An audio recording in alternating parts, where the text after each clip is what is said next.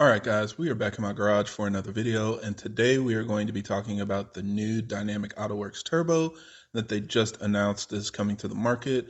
This is really exciting because obviously they have several different turbos in their portfolio and they've been updating them over and over, but this is the first time they're going in a completely new direction, offering something for a much cheaper cost.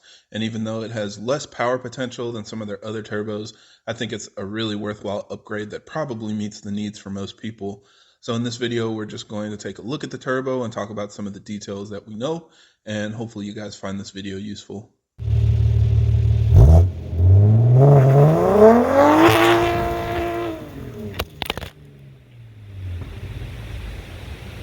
Now, as always, for everybody that's new to the channel, I create these videos to help keep you updated on the latest developments in our community, as well as discuss technical topics so that we have a better understanding of how our engines work. So if you're interested in more videos like that, be sure to subscribe because there will be a lot more coming out in the future.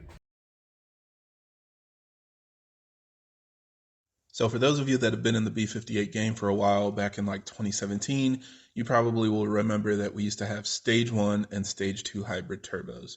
The stage 1 hybrid turbos replaced just the compressor housing, so it's the wheel inside of the turbo and the compressor housing, but it doesn't change the exhaust manifold. On a stage 2 hybrid, they basically took your stock turbo, bored out the exhaust manifold, and they were able to fit a larger exhaust wheel. Now, both of these have their place in the aftermarket industry. You know, a lot of people have different goals, and a big component of that, of course, is power.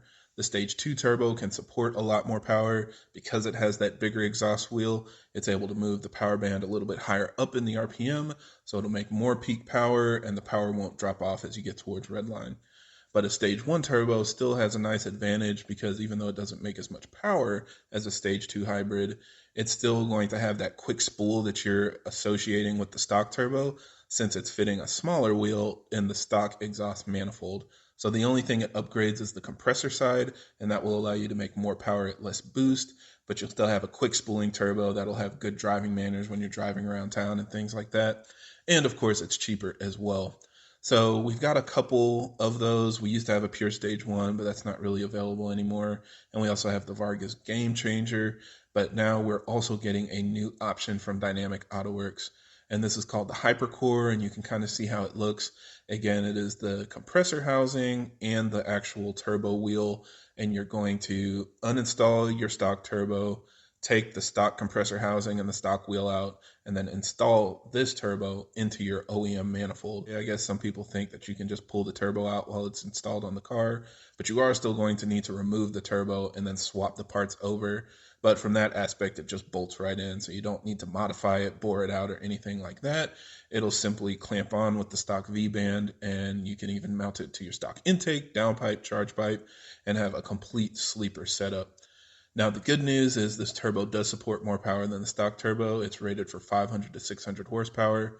And I'm already starting to see some people say, oh, why would you upgrade a turbo to make 500 when a stock turbo can make 500? But at the end of the day, this turbo can make more power than the stock turbo with everything else being equal. So if you only want to run pump gas, this turbo will support more. If you want to run an ethanol mix, same thing. So it's not really just about comparing peak horsepower numbers. This is something that's designed to work with any and every setup for people that want, between that 500 to 600 horsepower range. I think they estimate it'll make an additional 15 to 20% power over stock. So again, if you're pushing your stock turbo to 500 wheel horsepower, that's great, but this will support 550 to 600 on the same setup. So kind of a win-win all around. You'll have a quick spooling turbo that'll make a lot more power. I think a lot of people are wondering, does it make sense if it's not making 600 plus like a lot of other hybrids? And frankly, most people aren't looking for that. A lot of people just want to run pump gas and they just want a little bit more power to enjoy their car. So I think this slots in nicely. And of course, like I mentioned, it is much cheaper than the other Flowmax turbos. So you're going to see a link down in the description if you guys are interested in checking out the price. I don't want to say it in here because it changes over time and, it kind of makes a video age poorly sometimes. But the introductory price is extremely competitive, and I expect it to still be competitive even after the initial sale is done.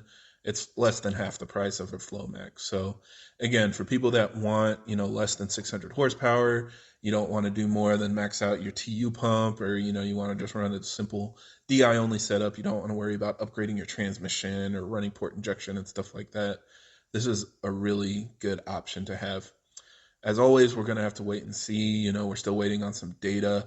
I think a lot of this is just based on the actual flow rates of the turbo and the style of the wheel that they're using. They're basically said they used a Garrett style 9-blade wheel, but we'll have to see as more people post data, what dynos look like, how the reliability holds up over time. So we'll keep an eye out for that as usual. But, Dynamic Autowerks has a pretty good track record, so I feel pretty confident that this should be just as good as all their other options. But yeah, again, really cool to see them kind of go back to the roots of how hybrid turbos used to be in the past.